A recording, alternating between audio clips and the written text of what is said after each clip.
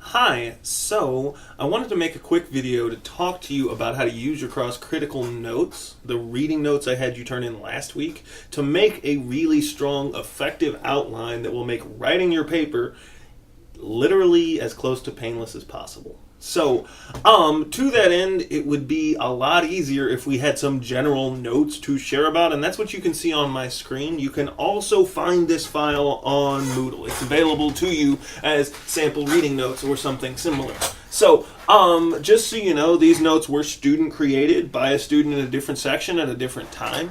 But they are about texts in your book, and they do properly, at least in my opinion, reflect a lot of the level of detail that will help making these notes as easy as possible and make using the notes to make an outline even easier. So, here are said notes, and I want to point out they do include a fair amount of work, right? Trying to write a 4-page or a 3-page paper, we have here almost 4 full pages of notes regarding the 2 main sources. That's not an accident.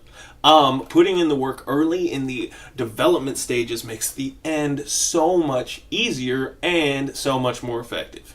So, here are 2 really basic outline templates, and you'll find this on Moodle as well. So, I'm breaking this down into 2 general ideas, expected connections and surprising connections. So you can call your connection expected if someone who was familiar with both texts would instantly know what you're referring to and what the central connection is between those texts. So, for instance, if you talked about Wednesday poem and any other movie, film, song where a teenager dies from gang violence, I'm instantly going to go, oh, okay, they're probably writing about that clear connection. That's what I would call an expected connection.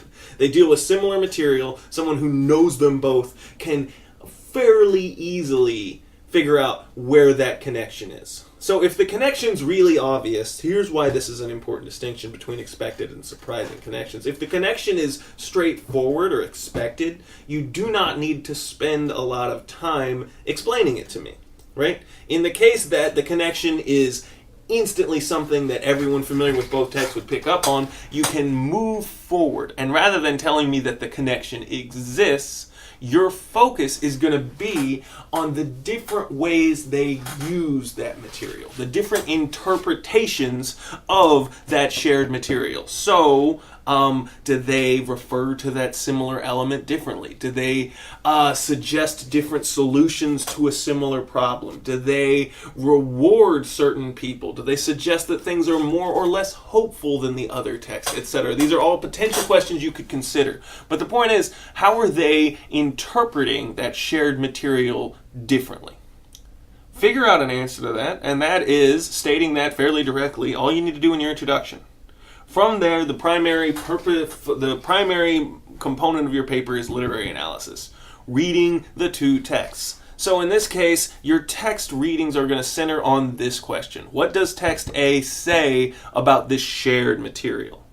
How does it interpret it? Remember, we're not focusing on the fact that it's there. We're focusing on what does it mean? What is different in this particular aspect here? You're going to turn around and do the same thing with your second text, and then as a conclusion, you're going to tell me why that's important, why it matters to think about these 2 texts at the same time.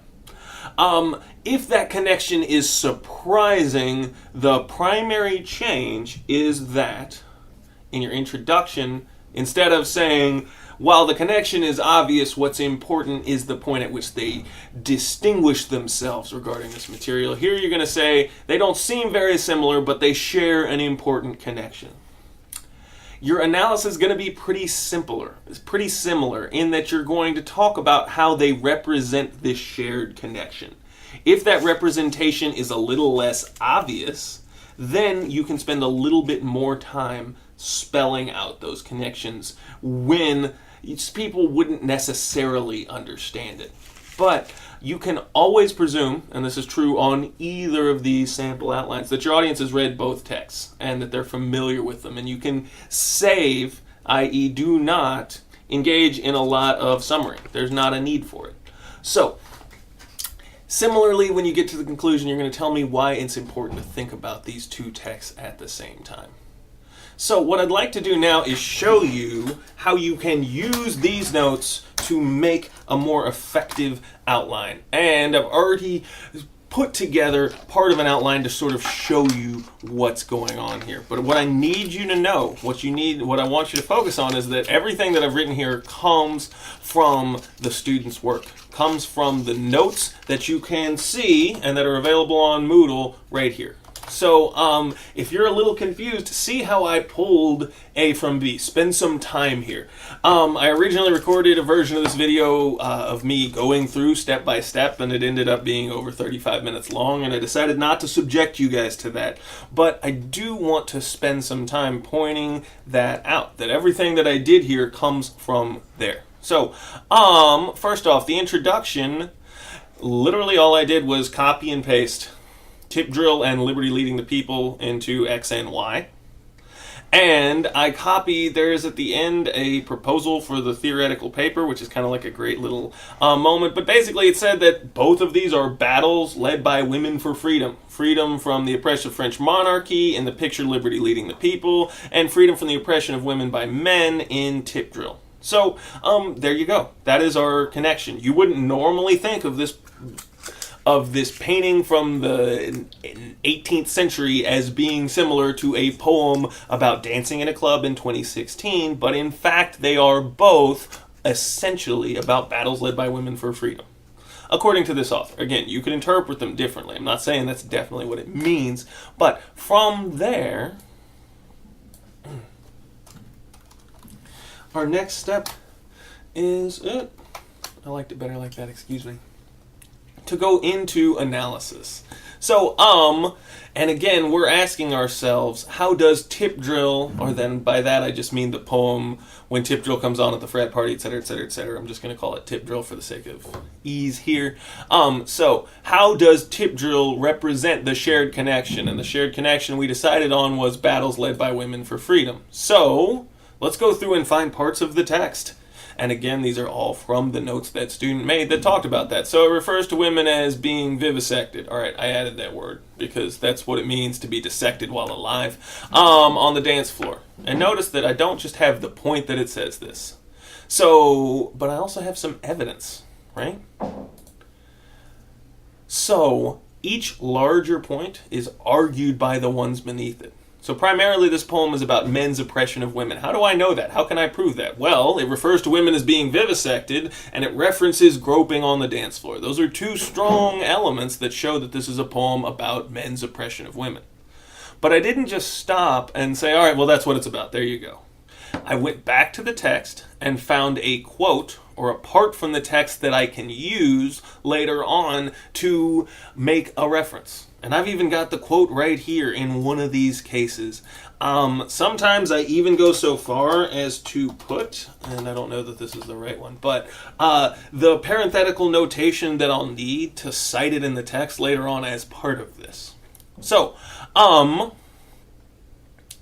to prove that the poem is about is about women leading a battle for freedom, well, first off, we have to say that it's about men's oppression of women, and then we have to conclude with them fighting that battle or winning that battle. So again, I went down here, and this is evidence from that student's paper, and found things that sort of illustrated that. So she made this point about the second part of the title, talking about this idea. And she talks about, towards the end, what goes on. And again, evidence, quotes from the text.